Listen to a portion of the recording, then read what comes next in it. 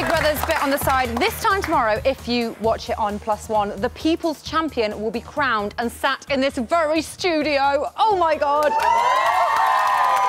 Yes, it's the final Sunday show of the Civilian series, and as such, our brows are even higher than usual, aren't they, Tom?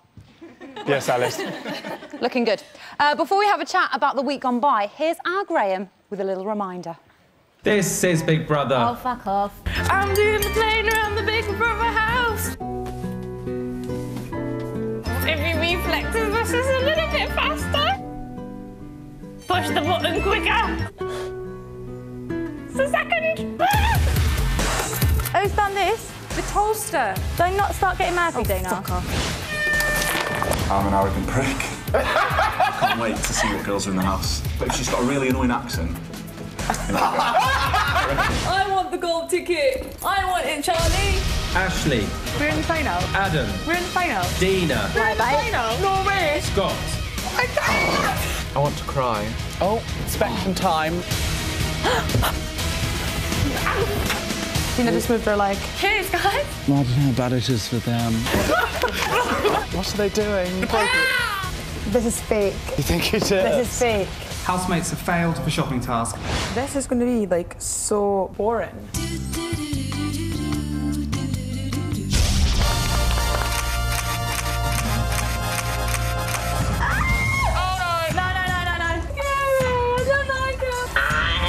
Mr. Snuggles. Come on, you know you want it. Oh, it fucking stinks! Oh! Mr. Snuggles is coming. Scott. Ashley. Emma Willis. I prefer the Bachelor stuff. Told ya! This little fucking arsehole. Job done. Side it out. Over and out.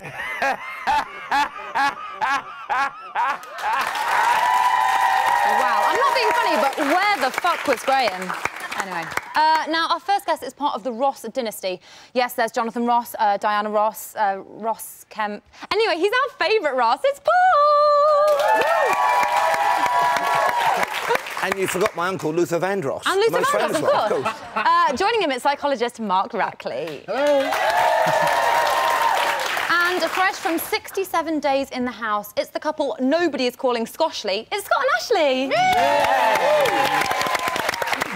And if that wasn't enough, here's our version of Howard from the Halifax advert. Other building societies are available. Jamie? They are available, but they're not quite as good. Thank you, Alice. Yes, as ever, I'm here running the phone room. Look, Mum, I'm on telly in Jamie's phone room. I like pictures on wall, very nice. Proud of yourself. I've had a lovely day at work, me. There's 3 weirdos sat with silly hats on, stupid. Jamie, Jamie, Jamie! Haircut. Yes, I do like you.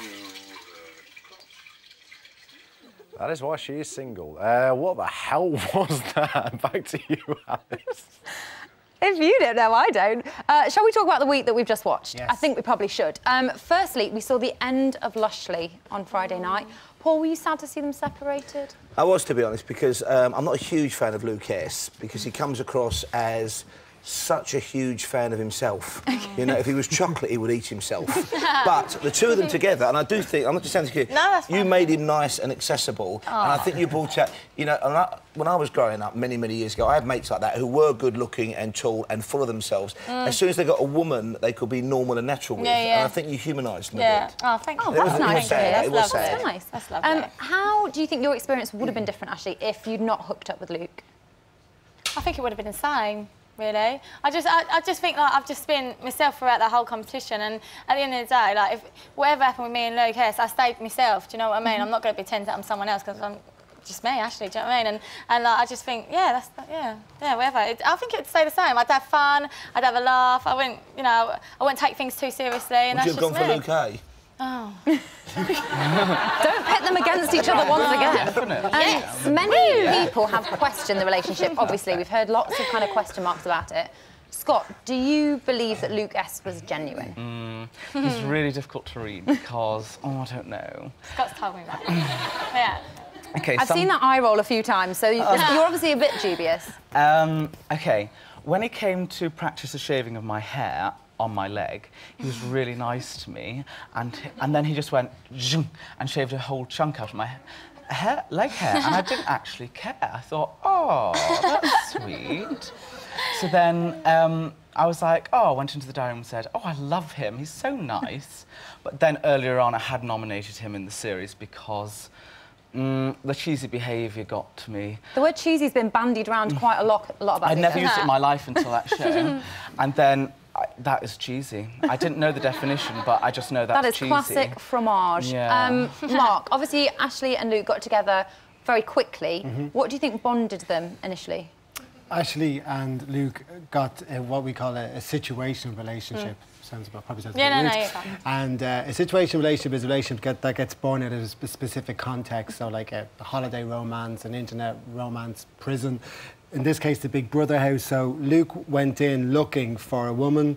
There wasn't a lot of choice. Ashley made herself available. The relationship was born. But that's why everybody is so fascinated with you guys out of the house. Yeah. Because we only know you in the situation and context. So we want to see, now that you're out of that, because this is I want to see that as well. What's going to happen? I need to see it out for myself, because, you know, whatever he said at the end of the day, whatever, I don't know what he said about Bachelor, whatever, I don't really care about that, but in that environment, you're so, like, you're so tense, and it's just, you know, you're with 20 people, you're with him 24/7, 7 days a week, it's just so tense in that I just want to get out of him, see what it's like. If it is, it is, and if it isn't, it isn't. Do you know what I mean? Ashley, c'est la vie. Which moves on quite nicely to my next question, because in the movie Speed, Sandra Bullock's character got together with Keanu Reeves' character. But in Speed 2, she was with Jason Patrick, right? You with me so far? She said the reason for the split was down to the heated environment. Is that anything like your relationship with Lucas? I don't really know. I don't really know. High pressure. I don't know. I don't know. I mean, Paul, you're a film critic. Do you want to applaud me for my analogy, or, I don't know, praise me, or...? I think what's interesting about what you said is, of course, what happened, and I know Mark will remember what this to me, but what happens in the first Speed, they're on the bus together, they're steering it, Dennis Hopper's trying to blow them up, so they go through all the they row, they're madly in love, Is this still a metaphor, or is this just the synopsis? Exactly, it's the movie. But then, after that, where do you go? And that's the thing, I suppose, when you've been in that pressure cooker environment, how can you ever get that excitement again? Yeah. True. It's double-decker bus syndrome, I think Mark will agree. Yes. Well, like Keanu Reeves, Lucas has often been called the alpha male of the house, but as we saw last night, he is now outnumbered, putting Dina and Adam in control. Oh, fuck. I've lost everyone along the way. Yeah. All your selfish, self-centered, superficial fucking friends. Team Cack. Team Cack and boyfriend. Gone with 50 grand. One's gone with 50 grand, though. Luke, you should have stuck with us. We would have been your friends forever. Well, we still can be. I don't hold any grudges. OK, so Paul, he's kind of a loner in the house now. Could that be an advantage for him? See, I think there's a side to Lucas which is like, he's like the brooding Heathcliff figure. And I think he quite likes being such, because I know he was scoping you out a few times, wasn't he? He did this very brooding and not say anything. It's almost like trying to... boring away. Shark eyes. Me. So I think you're quite like that, and I think we might see that that non-cheesy, that more almost mature and slightly scary side of him. That's the side he should have used against old Connor. You know, he was almost because he can be quite earnest he was a bit puppy-doggish around Connor, yeah. and actually he could have taken Connor on psychologically, I think. I think you're right there, definitely. Oh, you two. I love that. I love this so far. I love it. Actually, if he hadn't have got a pass to... I haven't said it yet. She's already laughing. I'm just thinking about something. Sorry. If he hadn't have got a pass to the final, do you think he would have been out instead of you? I don't know. I don't know. Oh, I don't know. I don't like to think about stuff like that. I'm out for a reason, you know, and he's in for a reason. Everything else for a reason. He didn't push the button for a reason, and I think, like, yeah, whatever. He did push the button. Can I just clarify? He did push the button. He did. He did. And I didn't really understand. I don't know. It's too much. Well, it's too confusing. Let's talk evictions. Many thought that Scott was a favourite to be crowned the winner. Yeah. Scott, why do you think that you were evicted? OK.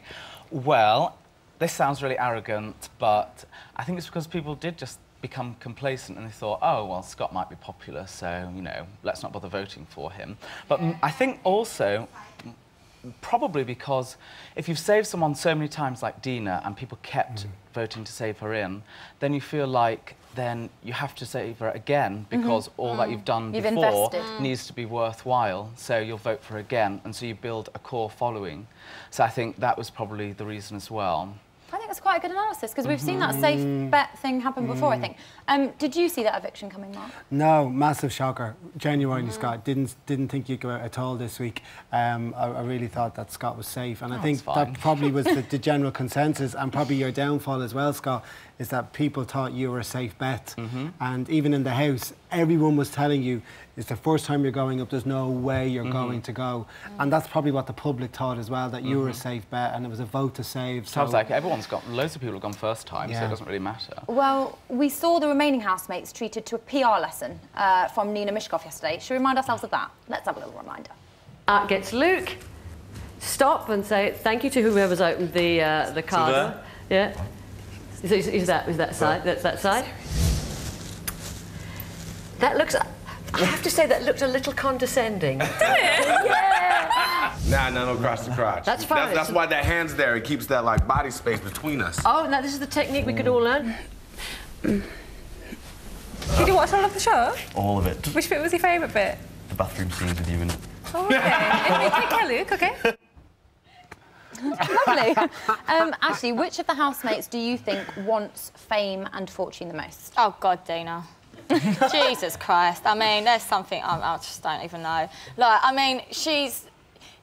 Do you know what? When they done the 50 grand thing, the button, I said I weren't bothered about the money. I was just happy that I've got where I am. I thought I was going to be out in the first week. I thought some people were going to find me irritating, whatever. And I thought, like, at the end of the day, I've got this far. 50 grand to me, I don't care about the money. I'm just so glad that I've got in a Big Brother out of all these people that have applied for it. There's people like Adam and Dina. I know it means a lot to them. I know Adam, it means a lot to Adam for his other things. And Dina, like, but it wasn't like I was offending them. It was just that I didn't care. But for them, it was like, why don't you care? Why don't you care about the 50 grand? And I was just like, it doesn't mean anything to me. Big Brother experience means more to me than money. Do you know what I mean? And it was them, so it was like they were offended I think that's a kind nice of thing. sentiment. That's nice. So I was just like, well, whatever. Thank you, Ashley, and thank you all of my lovely guests. Still to come, Mark psychs us all out, and we bring you the final round of the pub quiz. Praise the dude. Before all that, why don't you vote for your winner? Go on. See you in a bit. On Monday night, one housemate will be crowned the champion of Big Brother. Who wins? You decide. From a landline, call 0901 616 17 and add the number of the housemate you want to win. From a mobile, call 65058 and add the number of the housemate you want to win. For Adam, add 02. For Dina, add 08. For Luke A, add 10. For Luke S, add 12. For Sarah, add 13. Calls cost no more than 36p from BT landlines or any mobile. Calls from other landlines may vary. Voting closes in Monday's final. For full terms, go to channel5.com/bbvote.